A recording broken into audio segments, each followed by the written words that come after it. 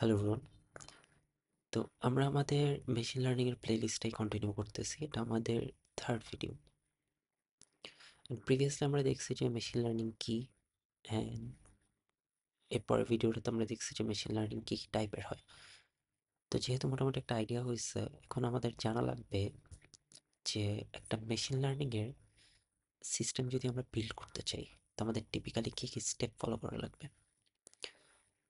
And আমি এখানে যে যে স্টেপ বলবো, এই স্টেপে আপনারাও যখন একটা মেশিন লার্নিংয়ের প্রবলেম সলভ করবেন, যে কোনো প্রবলেম সলভ করবেন মেশিন লার্নিং দিয়ে, আপনাদেরকে এই কয়টা স্টেপের মধ্যে দিয়ে যেতে হবে।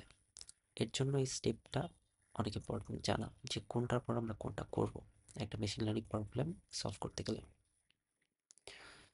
তো স্টেপগুলো যদি আমি দেখি, তাহলে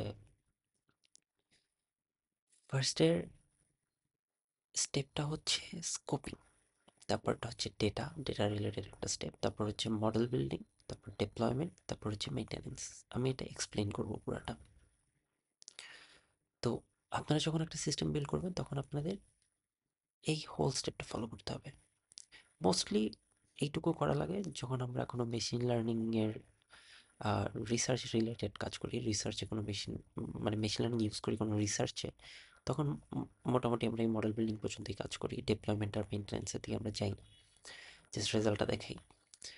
আর যখন আপনি কোনো কোম্পানির আন্ডারে কাজ করবেন, তখন আপনার এই ডেপ্লয়মেন্ট অ্যান্ড মেনটেন্যান্স করা লাগবে। আচ্ছা, তো এখন আমি যদি এটা এক্সপ্লেইন করি, যে ফার্স্টে আমাদের হচ্ছে স্কোপিং। তো স্কোপিং মানে হচ্ছে ইনিশিয়ালাইজ করা, যে আমরা যে একটা প্রবলেম মেশিন লার্নিং দিয়ে সলভ করতে যাচ্ছি, যে কি প্রবলেম আমরা সলভ করতে যাচ্ছি, যে আমরা প্রবলেমটাকে ফ্রেম করা, ফ্রেম দ্য প্রব। এখানে আমরা যখন আমাদের প্রবলেমটা ফ্রেম করবো, যে আমরা কি প্রবলেম সলভ করতে যাচ্ছি, তারপর আমরা দেখবো যে এই প্রবলেমটাকে আদৌ মেশিন লার্নিং দিয়ে সলভ করা যাবে কিনা, বা মেশিন লার্নিংয়ের প্রয়োজন আছে কিনা। তারপর যদি আমি দেখি যে মেশিন লার্নিংয়ের প্রয়োজন আছে, তাহলে মেশিন লার্নিংয়ের কোন টাইপের মধ্যে দিয়ে আমরা সলভ করবো, যে সুপারভাইজড হবে না আনসুপারভাইজড হবে, সুপারভাইজড হলে কি হবে, রিগ্রেশন হবে না ক্লাসিফিকেশন হবে। তো তারপর এটার জন্য কোন টাইপের ডেটা লাগতে পারে, কি কি লাগতে পারে আমাদের একটা এই প্রবলেমটা সলভ করার জন্য, এইটা হচ্ছে আমাদের স্কোপিংয়ে আসবে একেবারে ইনিশিয়ালি। যখন আমরা আমাদের প্রবলেমটা ফিক্স করে ফেলবো আর আমরা জানবো যে আমাদের কী কী করা লাগে, আমরা কী সলভ করতে চাই, হোল আইডিয়াটা আমাদের মাথায় আছে, তারপর আমরা যেহেতু মেশিন লার্নিং এক্সপিরিয়েন্স করাবো আমরা একটা মডেল, তো মানে আমরা একটা মেশিনকে এক্সপিরিয়েন্স করাবো, ট্রেন করাবো, তো তার জন্য আমাদের লাগবে ডেটা। প্রবলেমটা ফ্রেম করার পরই আমাদের ডেটা দিতে চলে যেতে হবে। এখন এই ডেটার মধ্যে আমরা চারটা স্টেপ ফলো করি। চারটা স্টেপ কি কি? একটা হচ্ছে আমরা ডেটা গ্যাদার করি,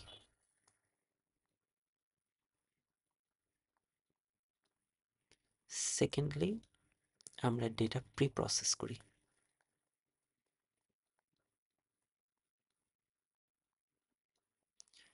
থার্ডলি আমরা ইডিএ করি, এক্সপ্লোরেটরি ডেটা অ্যানালিসিস, আর 4 নম্বরে আমরা ফিচার ইঞ্জিনিয়ারিং করি।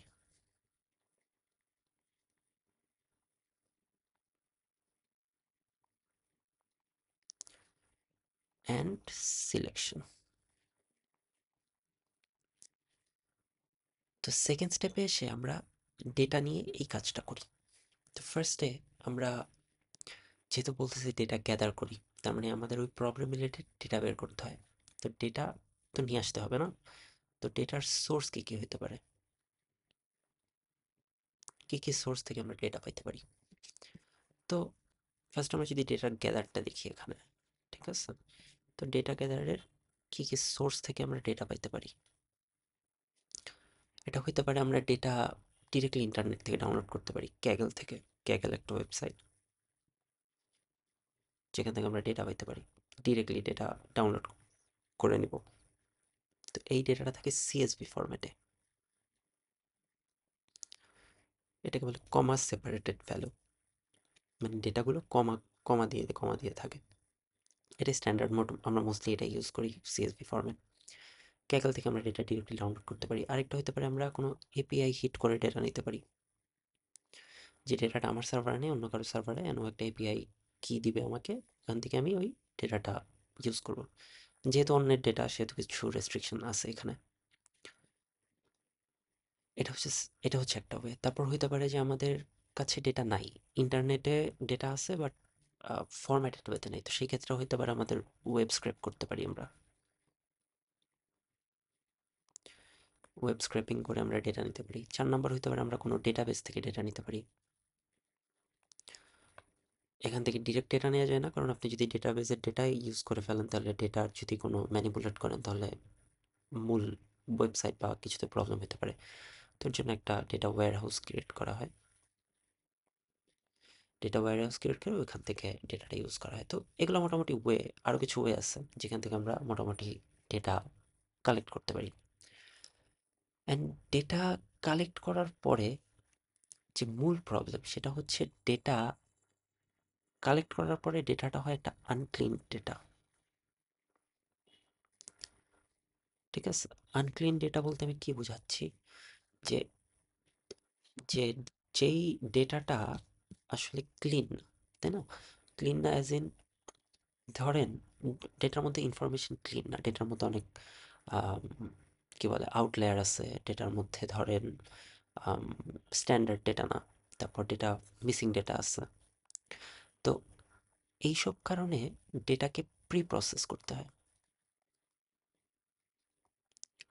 এটা হচ্ছে আমাদের সেকেন্ড স্টেপ ডেটার। ঠিক আছে, এই প্রি প্রসেসিং করে ডেটা ক্লিন করে ফেলতে হয়। অ্যান্ড ডেটা কেন ক্লিন করা প্রয়োজন, কারণ দেখেন আপনি আপনার একটা সিস্টেম ট্রেন করাবেন, অ্যান্ড ট্রেন করাবেন ডেটা দিয়ে। কেন ট্রেন করাবেন? ওকে এক্সপিরিয়েন্স করাবেন ডেটা দিয়ে, তাই না? তো এক্সপিরিয়েন্স করানোর পরেই তো শিখবে। এখন আপনার ডেটা তো একটা ইনফো, রাইট? যে জিনিসটা নিয়ে আপনি ওকে ট্রেন করাতে যাচ্ছেন, এখন ইনফোটাই যদি উল্টাপাল্টা হয় তাহলে তো আপনার সিস্টেম ট্রেন্ড হবে না প্রপারলি, তাই না?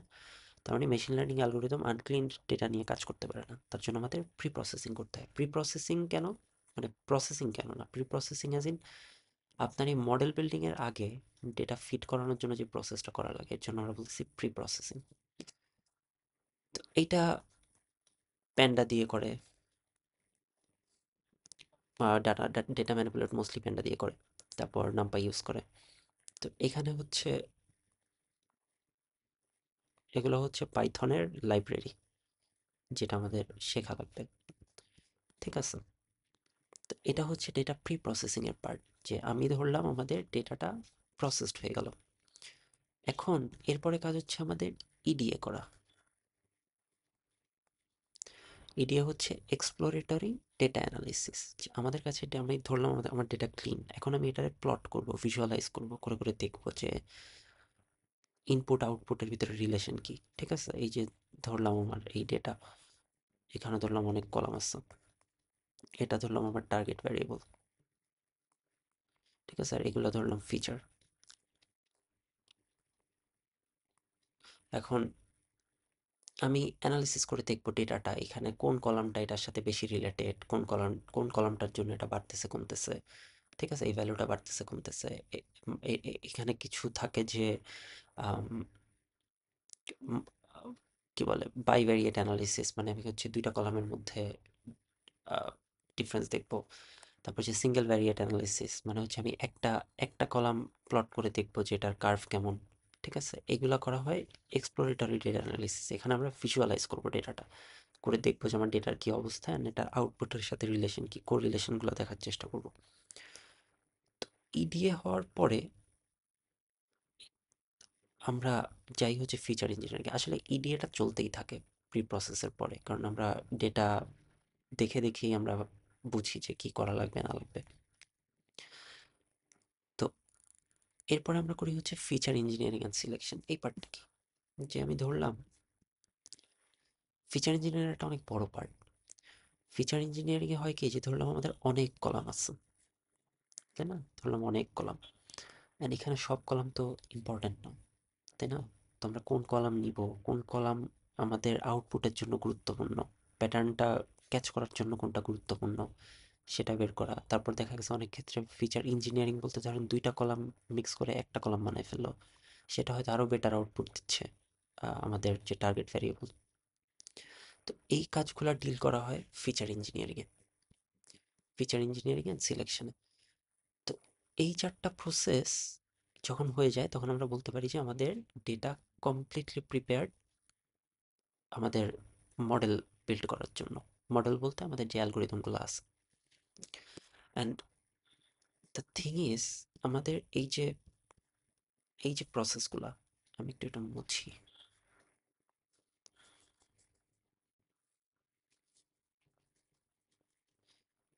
আমাদের যে এই হোল প্রসেস, এখানের 80% অফ দ্য টাইম যায় হচ্ছে আমার এই ডেটাতে। 80% অফ দ্য টাইম চলে যায় এই ডেটাতে। এই ডেটার এইগুলা করতেই, এই 4টা স্টেপ করতেই আমাদের 80% অফ দ্য টাইম চলে যায়। তো এখানে আসলে মূল শেখাটা, এই পার্টটাকে আমরা বলি হচ্ছে data analysis. And data analyst যারা, ওরা এটাই করে, এই এই পার্টটা জাস্ট করে। এরপরে শুরু হয় আমাদের মেইনলি মেশিন লার্নিং এর কাজটা। ঠিক আছে, তুমি ধরলাম এখন আমার ডেটা কমপ্লিটলি প্রিপেয়ার্ড। এরপর আমি করব কি, আমি মডেল বিল্ড করব।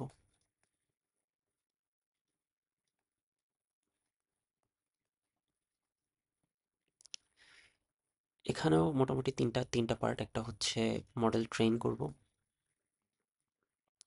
মডেল ইভ্যালুয়েট করব, অ্যান্ড ফাইনালি মডেল সিলেক্ট করব। এখন আমার ডেটা কমপ্লিটলি প্রিপেয়ার্ড। তো ডেটা প্রিপেয়ার হওয়ার পরে যে মেশিন লার্নিং অ্যালগোরিদমগুলো আছে, অনেক অ্যালগোরিদম আছে, ওই অ্যালগোরিদমে আমি আমার ডেটাকে ফিড করাবো।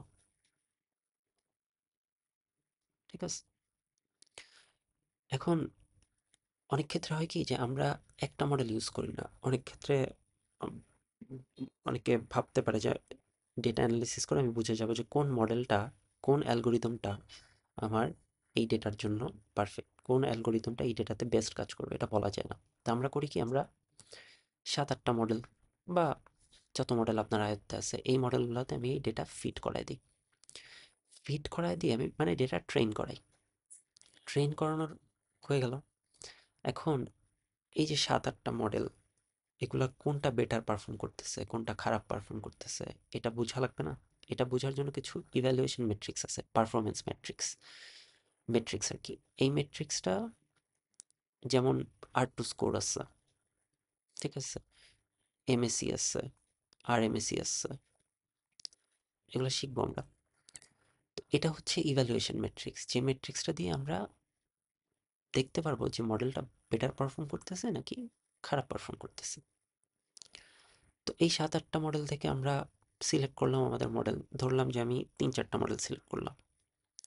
3-4টা মডেল সিলেক্ট করার পরে 3 বা 4টা মডেল সিলেক্ট করলাম, করার পরে আমি হচ্ছে এগুলোর হাইপার প্যারামিটার টিউনিং করব।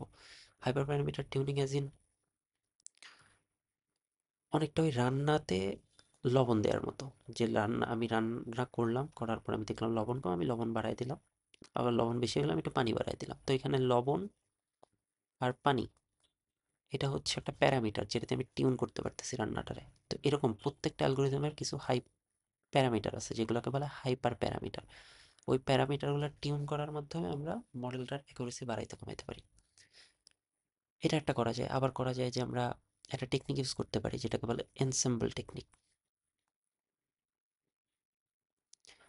এনসেম্বল টেকনিক দিয়ে করা যায় কি, আপনি 3-4টা মডেল বা 2-3টা মডেল এক করে একটা মডেল বানাই ফেলতে পারেন। একটা মডেল বানাই ফেললে ওটার অ্যাকুরেসি ইউজুয়ালি বেড়ে যায়।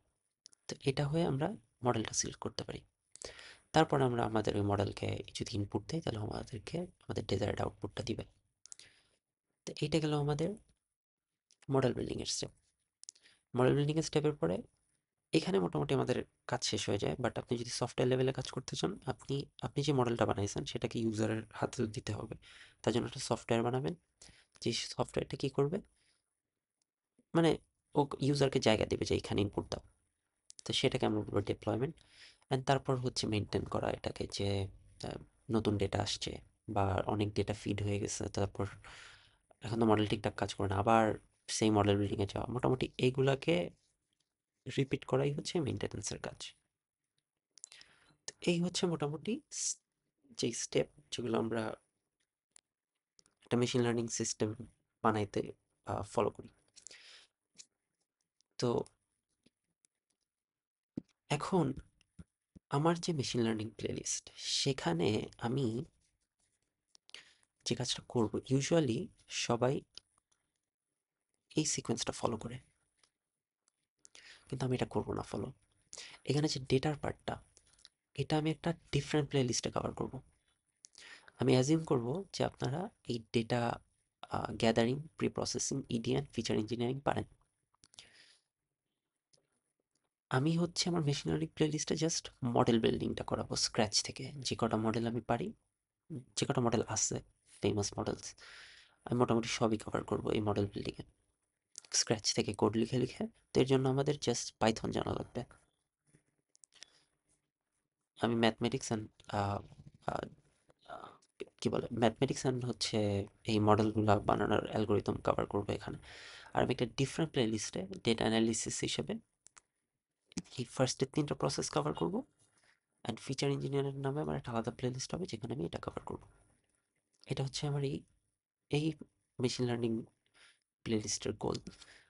আর নেক্সটে আই গেস আমি যেই অ্যালগোরিদম মডেল বিল্ডিং স্টার্ট করবো, অ্যালগোরিদম যে ইনিশিয়াল যে অ্যালগোরিদম লিনিয়ার রিগ্রেশন, আমার নেক্সট ভিডিও আই গেস এটা নিয়ে হবে। Thank you.